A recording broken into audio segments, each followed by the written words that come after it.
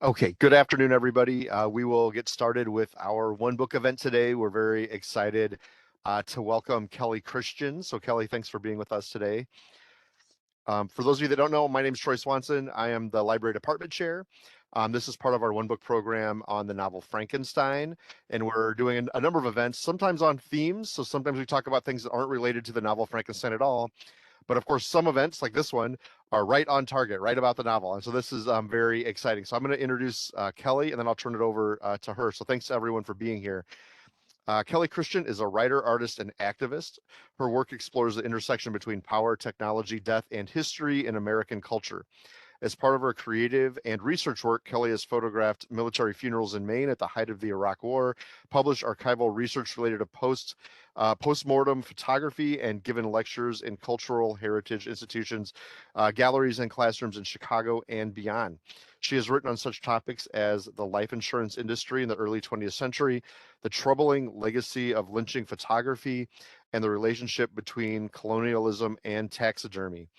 Kelly continues to explore the more macabre moments in history and how they resurface in the contemporary social landscape.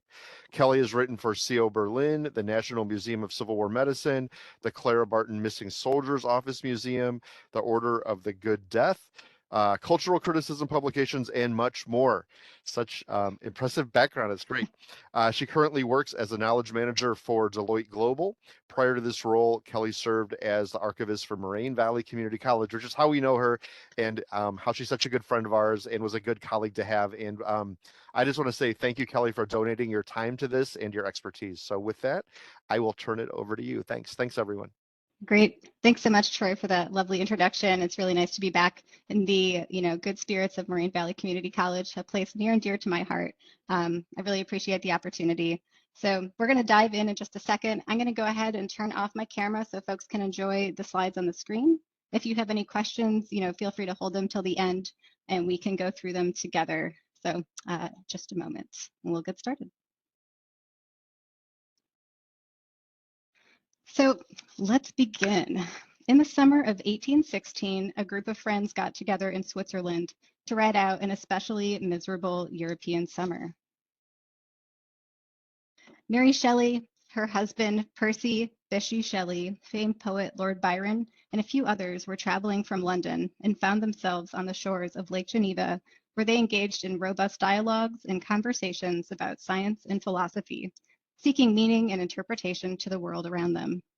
As a part of their as a part of their time away and inspired from their deep conversations, each of these friends decided to pen a ghost story that would grapple with the lived complexities they had been discussing: human morality, the role of nature, and the messiness that existed between the built and natural environments. The only story to be completed ended up being Mary Shelley's Frankenstein, or the Modern Prometheus, a gruesome tale whose core theme grappled with moral responsibility, begging the question, what do we owe one another? The theme of anxiety permeates the narrative, intricately wound between the fabric of both plot and character. Published in a period of profound societal and technological upheaval, Shelley's masterpiece explores existential dread, large-scale societal fears, and the uncertainty of societal change. As readers traverse the haunting landscape of Victor Frankenstein's scientific ambitions and the tortured existence of his creation, the creature, they are confronted with a tapestry of anxieties that reflect not only Shelley's own apprehensions, but also the anxieties of her era. This talk will unpack and explore the many manifestations of anxiety within Frankenstein, examining how anxious sociocultural landscapes of the early 19th century Europe served as the ideal foundation for Shelley's unsettling tale, and how it seeks to illuminate anxiety, serving as both a driving force and a destructive power within the pages of Shelley's masterpiece. Beyond that, we will explore Shelley's own influences that would impact how she drafted her story. We will wrap up this talk by discussing how Frankenstein as the story still serves as a malleable and cautionary tale that has been imbued with topical meaning over the last 200 years since its publishing. And as noted, we'll have some time at the end for questions, so please hold on to those. Many pieces of great art are deeply influenced by the setting and environment in which they are created, with the influence and flavor of a certain era or moment present throughout the language and subtle references of a piece. The year of 1816 itself was dubbed the year without summer and had been acknowledged colloquially with other equally haunting names, such as the summer that never was, poverty year, and perhaps the most disturbing, 1816 and froze to death. This weather was triggered by the explosion of Mount Tambora, which had exploded on the other side of the world from Europe over a year before and wreaked havoc across the globe. On April 10, 1815, Mount Tambora, located on the island of Sumbawa, which we now know as Indonesia, erupted in the largest volcanic eruption in modern history by a long shot. The blast itself went 18 miles into the sky and released 24 cubic miles of ash, pumice, and gas into the atmosphere.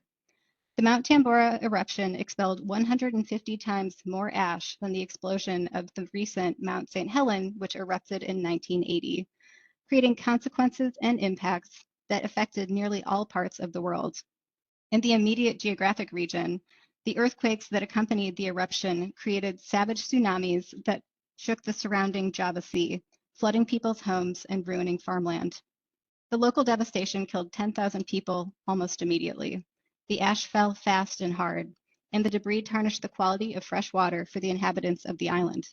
An additional 82,000 people would die worldwide from the far-reaching effects of Mount Tambora, driving the total deaths from this singular event to over 92,000 individuals. This initial impact came quickly, and many of the island's inhabitants did not realize that the rumbling was geologic in nature. In April of 1815, the British were the most recent colonizers of the region, having been in control for just under 4 years. Prior to that, the French had ruled briefly, who had themselves taken the island from the Dutch. In the days leading up to April 10th, there had been rumblings that caught the British off guard. They hypothesized that it was either cannons, pirates, or maybe a faraway volcano that was the cause of these loud, violent sounds. The British East India Company had actually sent a large ship to neighboring islands to find where the sound was coming from, but that exploratory British ship came back empty-handed. In a world where international communication traveled only as fast as the boat you sent your letter on, there were delays in reaching other countries and territories to tell them what had happened. By the time the word spread about the eruption of the volcano, the far-reaching effects of the blast had already begun to be felt. Historian William K. Klingeman and research scientist Nicholas Klingeman co-authored a seminal essay as well as a book on Mount Tambora, which described the effects of the explosion and explains why the impact was felt at such a global level.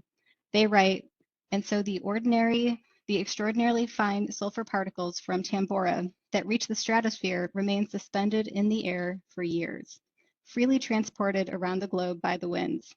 By the winter of 1815 into 1816, the nearly invisible veil of ash covered the globe, reflecting sunlight, cooling temperatures, and wreaking havoc on weather patterns, end quote.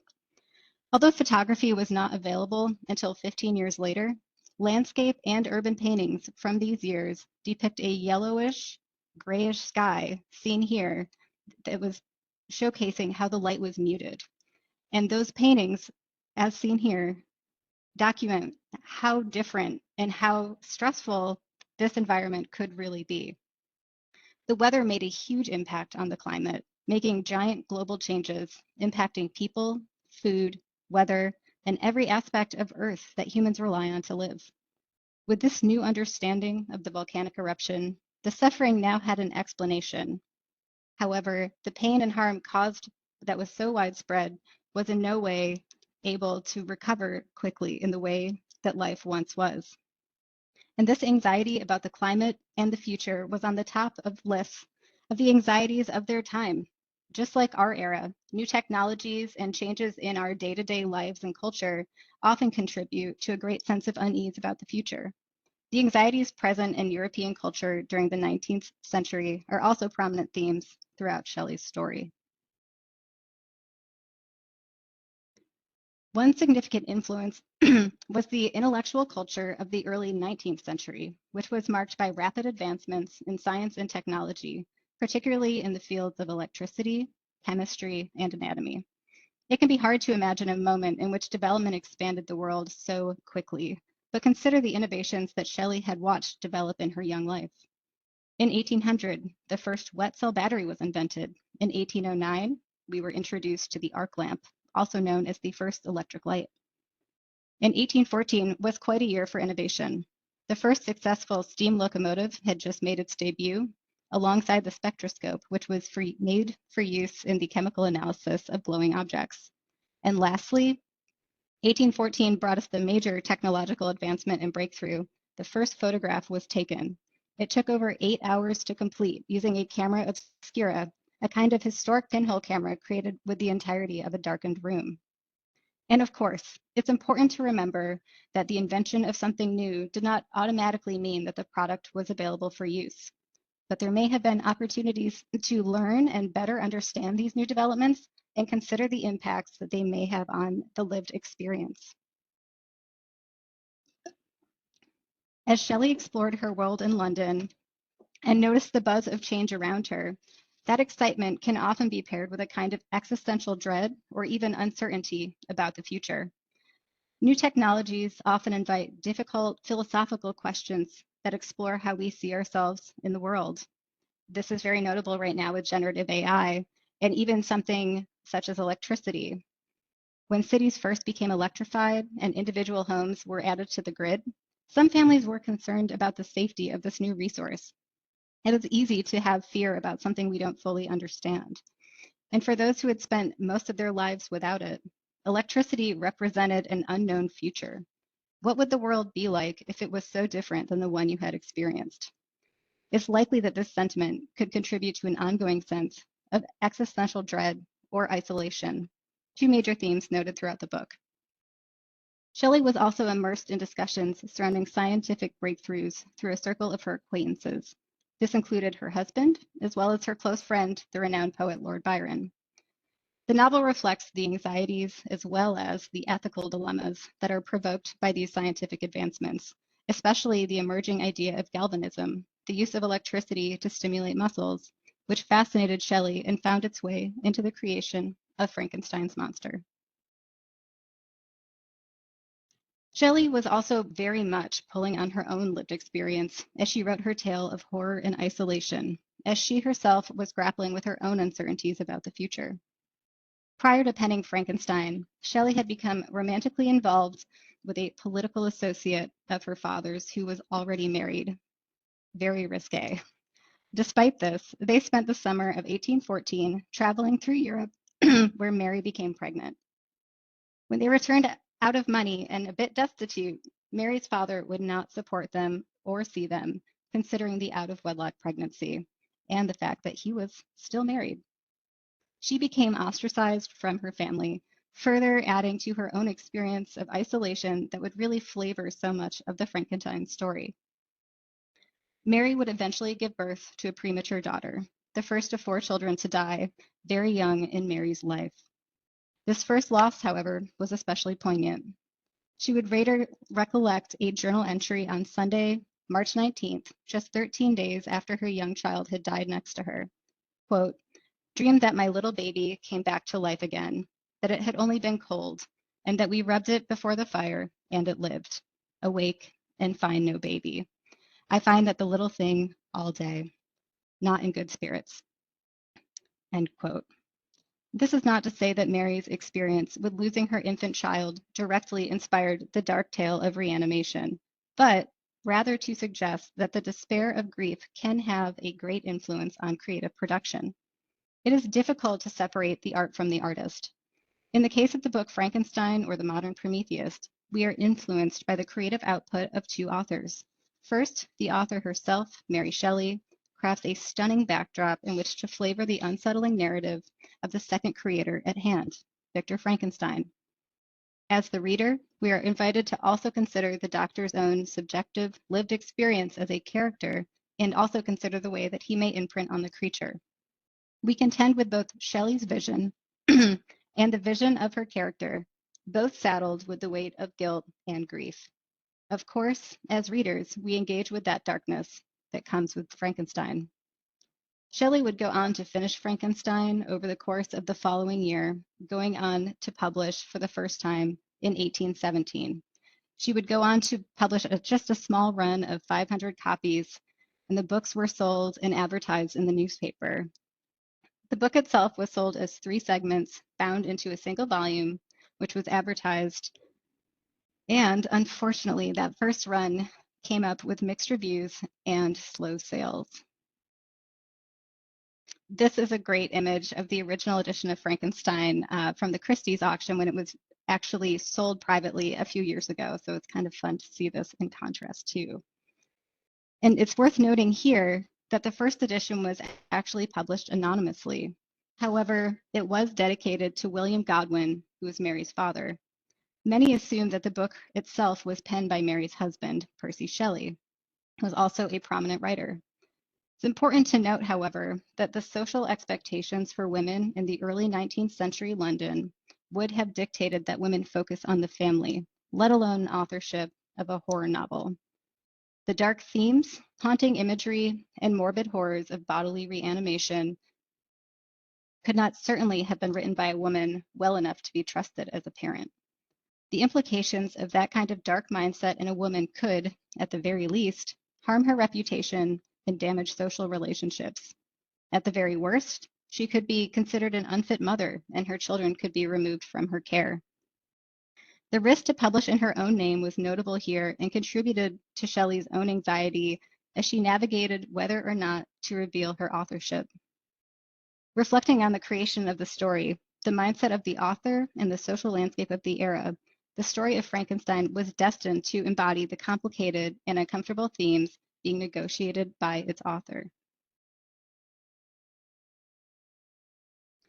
By understanding the climate and social landscape, we're better able to understand the details of anxiety that permeate the structure and the theme of the book. Once inside, the reader is also grappling with tension amongst the main characters and their relationships, diving into the psychological depths to reveal fear, guilt, and uncertainty that grounds the core themes of the story. At the core is Frankenstein's monster, an animated conglomerate of human parts trudged across a stormy and barren landscape, seeking refuge from his suffering, but unable to escape it. Created in isolation and rejected by its creator and society, the creature experiences profound existential anxiety and stress. It grapples with the questions of identity, belonging, and purpose, haunted by its own existence and the realization of its monstrous appearance. The creature's anxiety fuels its desire for revenge against Victor and its quest for acceptance and understanding, driving it to commit acts of violence and desperation. With an uncertain future ahead of him, the creature itself embodies the sense of uncertainty and unease that cannot be managed or controlled. From the onset of his scientific endeavors, Victor Frankenstein himself is plagued by anxiety. His obsession with pushing the boundaries of scientific knowledge and creating life leads him into a spiral of anxiety and guilt. He is tormented by the consequences of his actions, fearing the creature he has brought to life and the havoc it wreaks upon his loved ones. Victor's anxiety is deeply rooted in his fear of failure, his inability to control his creation, and the messy moral implications of his scientific pursuits. As Victor's fiancée and later wife, Elizabeth, also experiences anxiety throughout the novel, further contributing to the sense of discomfort that is shared between the main characters. She is deeply troubled by Victor's erratic behavior and his refusal to confide in her about the source of his distress. Elizabeth's anxiety is compounded by the threats posed by the creature and the uncertainty of her future with Victor, adding to her sense of vulnerability, fear, and loneliness. And lastly, there is Robert Walton, the polar explorer who delivered the story of Victor Frankenstein. Walton is driven by his own anxieties and ambitions. He embarks on a perilous journey to the North Pole in search of scientific discovery and personal glory, risking his life and the lives of his crew in pursuit of his goals. Walton's anxiety stems from his own isolation, his longing for companionship, and his fear of failure, mirroring the anxieties of both Victor and the creature, but adding an additional layer of complexity as the parallel themes of suffering and discomfort haunt these 3 connected men. In essence, Frankenstein emerged from a rich tapestry of influence, scientific, personal, and literary, that converged to create a timeless tale that continues to captivate readers and provoke thought on the ethical implications of scientific innovation and how the universal experience of great suffering continues to make Frankenstein a relevant and referenced story told and retold. The popularity of Frankenstein has continued as the need to interpret the classic tale with new analysis becomes available in our contemporary moment. In this way, Frankenstein has evolved to stay current and even into the 21st century, with each generation attaching their own unique read on it, reinterpreting as trends and norms change. In the current moment, the broader acknowledgement and engagement of mental health invites us to reconsider what additional, more nuanced reads are available. Anxiety is a relevant topic that is quite prevalent across the novel and is noticeable through the themes and characters as well as the author. In addition to that, we can consider how loneliness is also a core theme that may impact many characters, as well as grief and trauma. Again, these three topics have been relevant throughout human history, and I think are a testament to the mainstay of this book, but they are certainly having a moment right now as grief, trauma, and loneliness have all been activated further in social media, popular culture, and even through different kinds of books and creation of art related to film. Isolation and alienation are two themes connected to mental health that drive components of the story and grapple with the philosophy of what we owe each other. Both Victor Frankenstein and his creation experience profound isolation and alienation. Both have detrimental effects on their well-being. In today's world, with increasing rates of isolation and loneliness, these themes in Frankenstein resonate strongly and also correspond to last year's One Book, One College selection at Moraine Valley, Seek You, A Journey Through American Loneliness by Kristen Radke. Making room to discuss the difficulty of feeling alone allows for us to push back against the stigma of keeping our suffering silent. By opening up, we give ourselves more options and flexibility along with our own sense of agency to approach our problems with support and the influence of those around us. The creature's experience of being rejected by society acknowledges the despair experienced by isolation and is a haunting reminder of how deep our suffering can get if we are unable to find support.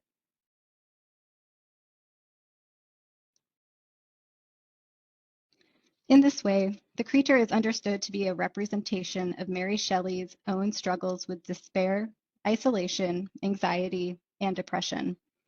Acknowledging her great well of grief, the devastation of losing her first child, the abandonment of her father, Shelley was deeply impacted by these major traumas. Penning a story of her own creation, she provided an outlet to her feelings. Even as a fantastical novel, Shelley had the freedom to devise a true personification of her darkest moments, a monster too intense for this world, rejected and left to languish alone for eternity. And for those that struggle with depression or other mental health challenges, this depiction continues to resonate. In chapter 10, Victor Frankenstein describes his own isolation after he withdraws from society after his shameful experiment. He writes, "I am alone and miserable. Man will not associate with me, but one as deformed and horrible as myself would not deny herself to me." End quote. Ultimately, Frankenstein serves as a wary reminder of how bleak and heavy isolation can become when not given love and community. For Victor and the creature alike, both are alienated from any sense of support. They have no family or place or sense of belonging. For many pains, both physical and mental, healing requires the help and care of others, and the consistent acknowledgement of loneliness across the book is a quiet, although not subtle reminder to the reader that we all bear some responsibility in caring for each other. In this way, Frankenstein continues to be relevant to contemporary topics in mental health by exploring universal themes of the human experience and prompting reflection on the complexities of the human mind and the psyche, but told through a fantastic new lens. These core themes come to life in the legacy of popular culture that Shelley's Frankenstein has given us, especially through film. There have been various classic depictions of Frankenstein that stay rather close to the book, such as the classic and often referenced 1931 film by the same name, starring Boris Karloff as the creature, which we have been seeing stills from the last few slides. There was also a 1994 remake, also called Frankenstein, where Robert De Niro stars as the creature, seen here on the left. But there have also been a plethora of more creative retellings. From the wacky comedy of the 1974 cult classic Young Frankenstein to 2015's Victor Frankenstein, starring Daniel Radcliffe as Igor, the classic literature is rife with potential for creative interpretation. In the last couple of years alone, there have actually been 2 major films re-engaging Frankenstein in brilliant, boundary-pushing ways.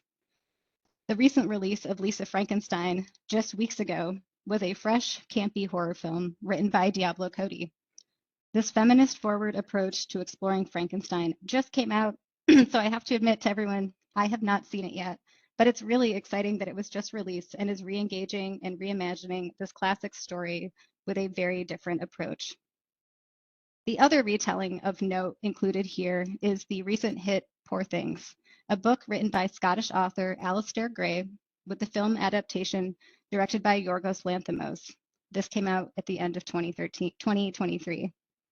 The story is a riff on Shelley's Frankenstein and is set in Victorian London.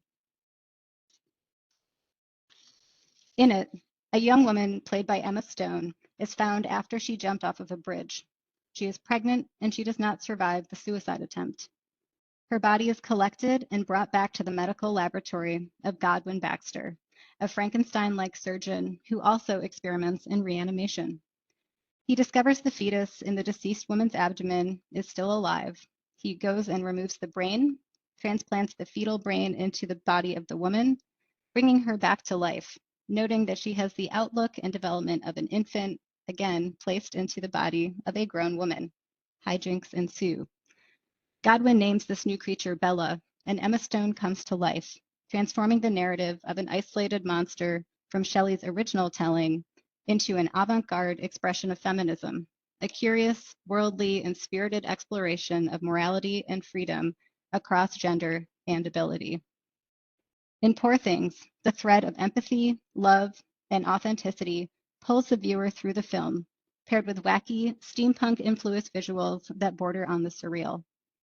The stunning retelling offers a thoughtful response to Shelley's horror masterpiece by reframing the power of the creature and offering it a further sense of agency while still grappling with the weight of morality and human suffering. Frankenstein, or the modern Prometheus, continues to be reanimated itself, coming back to the conversation despite being written over 200 years ago. The story serves as a mirror to reflect the struggles of the contemporary moment. Its universal appeal speaks to the need for readers to find solace from or validation of their suffering while exploring a reality that is outside of their own. While many notable influences for the book are related to early 19th century Europe, the story has continued to resonate and resurface across artistic mediums, providing endless opportunities to reimagine our own fears and anxieties brought back to life. Thanks.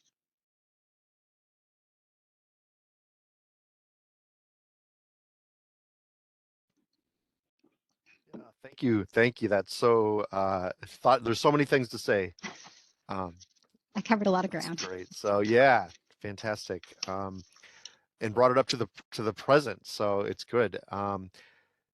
I will give everyone a chance for our folks who are with us to offer any questions, but I thought maybe I would open up with just a few things, Kelly, and get your thoughts. You start out with the explosion of Mount Tambora, right? Did I get that right? Right. Yeah.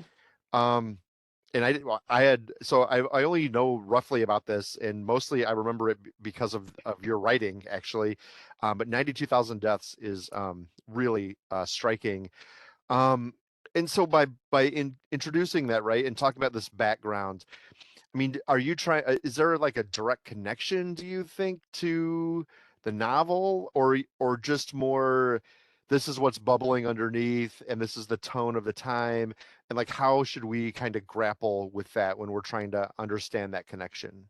Definitely. I'd be super happy to spell that out. I do think that there is like the larger kind of cultural impact that would influence Shelley, that kind of sense of unease.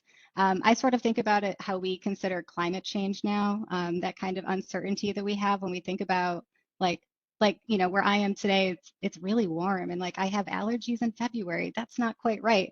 But then, you can kind of I think apply some versions of that to how folks were grappling with what their world was doing to them in 1816. So let's say you have all of this ash, the sky is looking weird, but it's also that a lot of folks are dying. There's uncertainty about food, about travel, about your family.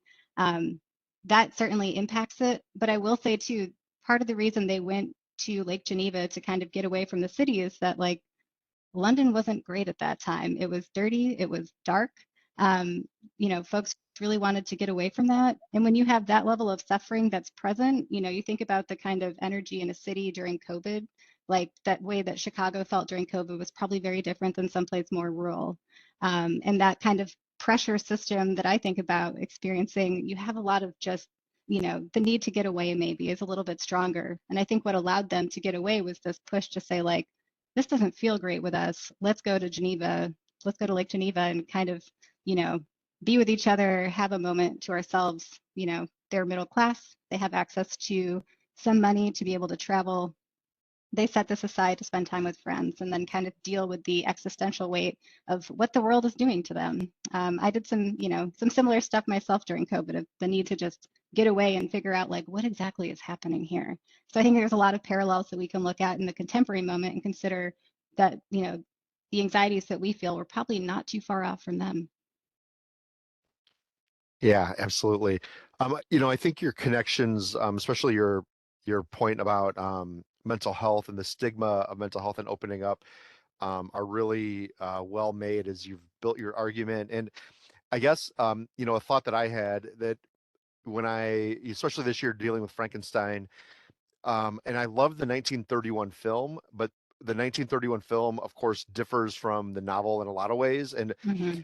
the film is such a classic, and the film is like established. I think the monster is like this character in pop culture, really made like legendary status, kind of right, like iconic. But because it does differ from the novel, some of the failings of the 31 film kind of become our standard interpretation. I think one real miss on that film is that it treats the monster is almost childlike, right? Like you really are sympathetic in the film of the monster, and the monster's kind of where the monster attacks people. Like you feel for it because it's like this lost soul. But in the novel, that's not at all how it is. Like in the Right. novel, the monster is a fully formed person and has moral control, and and can make choices. And to me, the real tragedy of the novel is, and I have a question here eventually, so you just I'm getting there.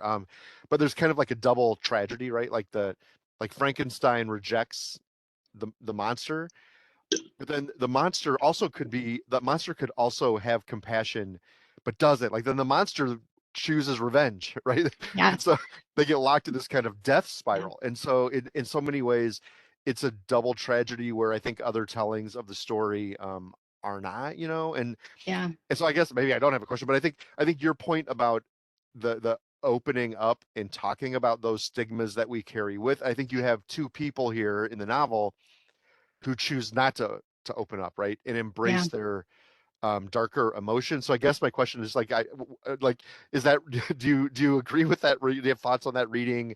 And like how, like what does that say in terms of that care about addressing that stigma, I guess?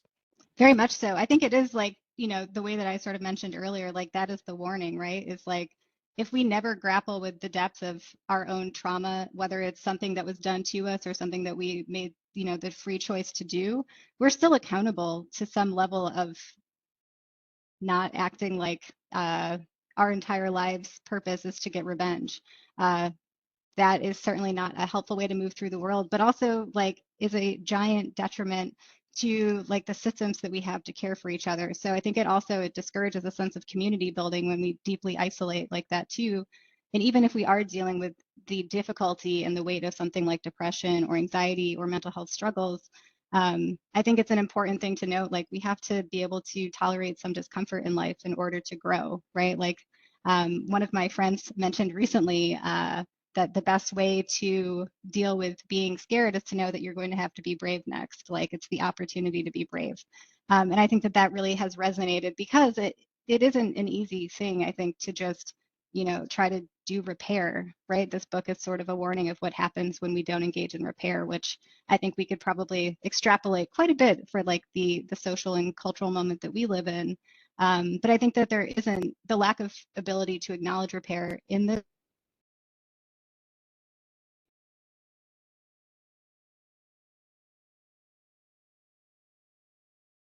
book do well for it. You're still going to be with the weight of that pain with you forever if you just never acknowledge or deal with it. Yeah, and of course, it's mental health is always very complicated, and so, but yes, yeah, the thing that's so rich about this novel is there's always so many things that you don't like, so many ways to read and think about it, and I think you've really given us a very convincing and layered argument, and again, the argument about how it's still relevant, and then pulling in the new interpretations. It's such a for a 200-year-old novel, it's still alive and teaching us. So, and then how does this? Like, I'm always interested, of course, in your larger work around death and the macabre and all these pieces, right? Which is something that maybe is unique in its own way, right? Like this exploration. I, and I don't know where I'm going with this, but like as you're exploring this, how often do you stumble upon Frankenstein? I'm sure Frankenstein pops up, but also, um, is does Frankenstein help frame some of your larger explanations about like how we see this, part of living is recognizing death, right? And living with death and being part of that. Does Frankenstein offer commentaries in some of your other works and like, what's the Kelly Christian thesis, as you've explored this as an artist and thinker? Definitely. I think it really does resonate. I think that my core kind of impulse grappling with these uncomfortable topics is that, like, death is always going to be there, and the less that we engage with it, the harder it's going to be. And so I think Frankenstein gives us, again, aside from the warning aspect of it, it's really about grappling with uncertainty and uncomfortable stuff in general. I personally, I am motivated to talk about a lot of this because I feel like I don't have a choice. Like, these are things that show up forever for all of us, and they do have a huge emotional impact. I think I'm the kind of person who feels very compelled to be able to talk about things all the time, of all kinds of things. It's a really important part of me being a kind of open person who invites in these kind of more difficult conversations, especially when it comes to death. Um, so for me, like, Frankenstein is always relevant because it's always like, ooh, if you don't want to talk about something uncomfortable, like, here are our models. Here's what art is showing us as a possible response to that is the limitation of, like, human connection is real. If we are unable to, like, fully have the space to both process our difficult feelings around death and grief, I think that we would have a real hard time supporting somebody when they inevitably lost someone, supporting ourselves when we inevitably lose someone, and also on a more holistic scale. Like, I think that we don't get to advance our emotional maturity and intelligence if we aren't able to grapple with the true reality is that we all die. And so Frankenstein gives us a sort of avenue of sort of exploring what it looks like. I think that everyone, and myself included, we all struggle to find our own unique way to talk about death and loss. But I think something like Frankenstein allows us to sort of make it, like, more imaginative, more exciting. It gives us a possibility of trying on a new perspective in a way that other, I think, fiction doesn't necessarily grapple with because of the themes that are always present in this book. Yeah, fantastic. All right. Well, I'm not seeing other questions, so I think we are at a good spot. So, again, I just want to say thank you, and it's great to see you, and thank you for everyone who attended. So, thanks. Awesome. I feel Thanks like so much. when we're in person in the library and we have a big audience, where there's always like the round of applause. So I'm gonna send out the virtual round of applause. So, Awesome. Thank you very much. Well, thanks for the opportunity. Don't be a stranger, and really appreciate it. Okay, thanks. Thanks.